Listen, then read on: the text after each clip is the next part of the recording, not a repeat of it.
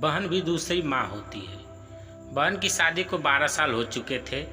उसका ससुराल पड़ोस के गांव में था, लेकिन मैं अब तक कभी उसके घर नहीं गया था। लेकिन वह कभी कभार सबसे मिलने घर आती थी। एक दिन मेरी पत्नी ने मुझसे कहा कि तुम्हारी बहन जब भी आती है तो उसके बच्चे पूरे घर पर कब्जा कर लेते हैं और बहुत परेशान करते हैं। पूरे घर में सामान फैला देते हैं। खर्चा तो 2 गुना बढ़ जाता है। तुम्हारी माँ तो चोरी चुपके से उसे साबुन, वॉशिंग पाउडर, चावल और दाल ये सब चीज़ें देती रहती है। यह सब सुनकर मुझे बहुत गुस्सा आया। मैं मुश्किल से घर का खर्चा चला पाता हूँ और मेरी माँ मेरी बहन को सब कुछ दे देती है। एक बार बहन घर आई थी, तभी उसके बेटे ने टीवी का रिमोट ही तोड़ दिया। मुझे गुस्सा आ गया और मैंने अपनी माँ से कहा कि दीदी को ऐसे बार बार घर नहीं आना चाहिए, बस दिवाली पर ही आया करे और जो तुम झोला भर के सामान देती हो वह भी बंद कर दो। माँ ने कुछ नहीं कहा, पर बहन ने सब कुछ सुन लिया था, लेकिन वह भी कुछ नहीं बोली। 4 बज चुके थे। उसने अपने बेटे को तैयार किया और कहा, भाभी मुझे बस स्टॉप तक छोड़ दो। मैंने ऐसे ही झूठ मूठ दीदी को बोला, जा रही हो दीदी, कुछ दिन और रुक जाती।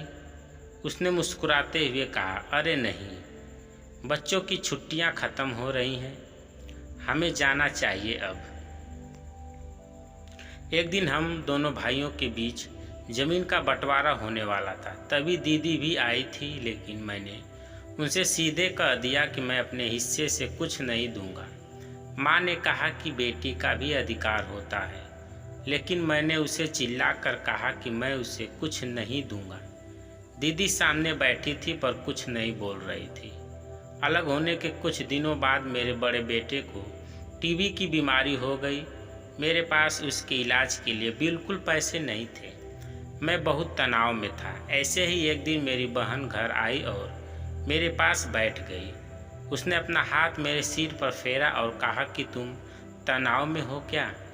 मैं तुम्हारी बड़ी बहन हूँ, मैंने तुम्हें बचपन से पाला है, तुम्हें जानती हूँ मैं, और तुम मुझसे भी ज़्यादा बड़े दिखते हो। उसने अपने हाथों से सोने की चूड़ियाँ निकाली और मेरे हाथों में दे दी। उसने कहा, तुम पागल हो, तुम ऐसे ही टेंशन ले रहे हो, यह चूड़ियाँ लो और अपने बच्चे का इलाज करो। वह सीधे से बोली, चूड़ी के बारे में किसी को मत बताना, तुम्हें मेरी कसम। उसने फिर से अपना हाथ मेरे सिर पर फेर दिया। उसने मुझे 1000 रुपये दिए। उसमें 50 और 100 के नोट थे। शायद उसने बचत करके जमा किए होंगे। यह पैसे जेब में रखते हुए बोली कि बच्चों को जो चाहिए ले लो और इस तरह टेंशन लेकर मत बैठो। चलो मुझे अभी जाना है। बच्चे स्कूल गए थे, इसलिए सोचा जल्दी जाकर भाई को मिलकर आऊं, इसलिए आ गई। तभी मेरा ध्यान दीदी के पैरों पर गया। उसने टूटी हुई चप्पल पहन रखी थी और पुराना दुपट्टा पहना था। वह जब भी घर आती थी उसके कंधे पर हमेशा वही दुपट्टा रहता था। बहुत जल्दबाजी में चली गई और मैं कुछ नहीं बोल पाया। हाथों में वह चूड़ियाँ लिए मैं ज़ोर ज़ोर से रो रहा था। हम भाई कितने स्वार्थी होते हैं ना, पल भर में बहन को पराया कर देते हैं और बहनें अपने भाई का जरा सा भी दर्द बर्दाश्त नहीं कर पाती। उसके घर में वह कई समस्याओं का सामना करती है। दोस्तों, हमें थोड़ा समय देकर और अपनी बहन से हालचाल पूछना चाहिए। बस एक पल के लिए मुस्कुराएंगे, उतना काफ़ी है।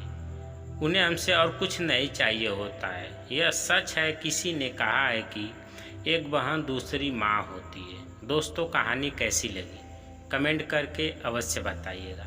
अगर आप चैनल पर नए हैं तो चैनल को सब्सक्राइब करें। वीडियो को पूरा देखने के लिए धन्यवाद।